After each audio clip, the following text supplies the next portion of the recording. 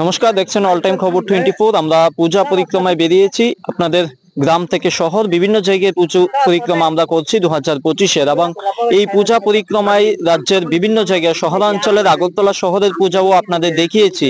এই সময় দাঁড়িয়ে এই মুহূর্তে দাঁড়িয়ে রয়েছি দক্ষিণ গিলাতুলি এলাকার ওয়াতিলং টিলা এলাকায়।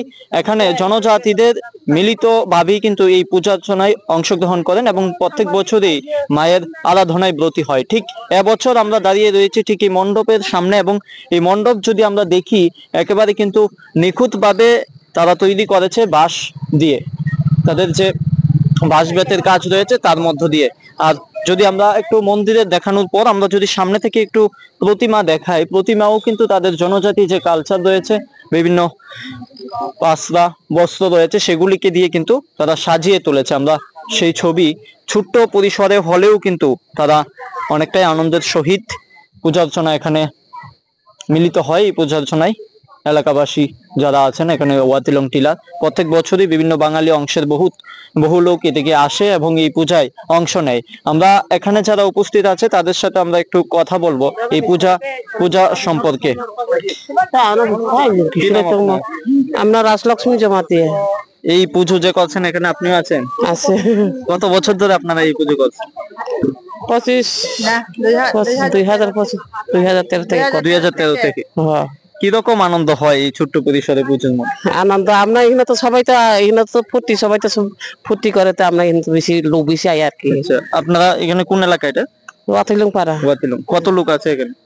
আছে আমরা এখানে 250-300 পরিবার আছে। 300 পরিবার, সকলে মিলেই করেন? হ্যাঁ, তবু আবার গিলাতুলি থেকে তো আবার সবাই তো জনজাতি দিয়াতে, আমরা বাঙালি দিয়াতে আমরা সবাই মিলে আনন্দ করে আর কি। আচ্ছা, এখানে আপনাদের এই যে প্রতিমা দেখা যাচ্ছে, ছোট বড় বড় প্যান্ডেল তো অনেকখানে দেখা যায়, ওখানে যাননি পুজোর দিনগুলি?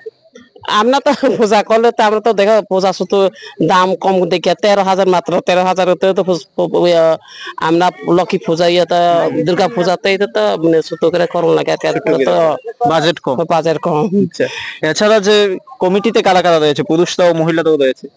না, মহিলা তো আমরা শুধু আমরা তো পূজা করে, পূজা প্রসাদ টসাদ দেওয়া লাগে। আমরা 4 জন আছে আর কি, 5 জন, একজন ছেলে পূজা কাজের কলা আর কি। আর তার তো 25-30 জন আছে, 40 জন আছে ছেলেরা। এছাড়া এই যে পুজো করে কি কি পরিকল্পনা থাকে বা কি কি অনুষ্ঠান হয়? আমরা এখন তো অনুষ্ঠান তো এখন তো নাই, আমরা তো এই বছর তো অনুষ্ঠান কমে আর কি, কীর্তন করে আর আমরা গয়রা কীর্তন করে। এখন তো আজকে আইবনি আইতে তো কইতে পারলাম না। আর এগুলো তো নাচের গান তো করে আর কি, এখন তো ফ্লাফান করতে পারছি না আর কি। একেবারে আমরা কথা বলছিলাম এই পূজার্চনা নিয়ে, এবং এখানকার যারা মানুষজন রয়েছে তারাও কিন্তু জনজাতি অংশের হলেও কিন্তু বিভিন্ন বাঙালি অংশের লোকজনদের নিয়ে একত্রিত হয়ে এই পুজোয় তারা সামিল হন, এবং দীর্ঘ 2013 থেকে এই পূজার্চনা করে আসছে তারা।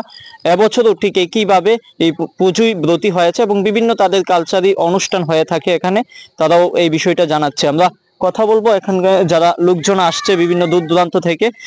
কোথা থেকে আইছেন? দক্ষিণ গিলাতুলি থেকে। কি নাম আপনার? দুলাল বিশ্বাস।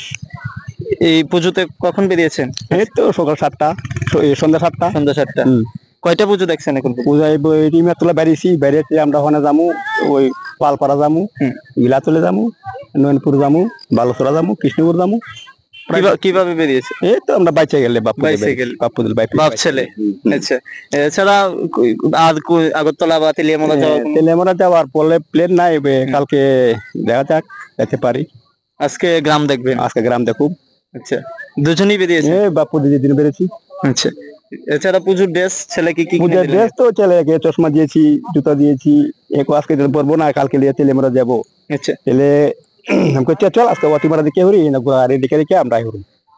একেবারে আমরা ওনার ছেলেকেও পেয়েছি। কি নাম তোমার? আয়ুষ বিশ্বাস। কোথা থেকে, বাড়ি কোথায়? দক্ষিণ গিলাতুলি সংকলা। তুমি কোন ক্লাসে পড়ো? ক্লাস 4 এ। এই বছর পূজার ড্রেস কয়টা কিনছো? তিনটা। কে দিয়েছে পূজার ড্রেস? আমার বাবা, আমার মা। এছাড়া গদি, চশমা কি কি কিনেছো? একেবারে আমরা কথা বলছিলাম এখানকার যারা মানুষজন রয়েছে তারা কিন্তু এই জনজাতি এলাকাতে পুজোতে অংশ নেওয়ার জন্য আসছে এবং উপভোগ করছে। আমরা মানুষজন একেবারে আমরা ঠিক ওয়াতিলং থেকে সেই পূজার পরিক্রমা আপনাদের সামনে তুলে ধরছি। দেখতে থাকুন অল টাইম খবর 24।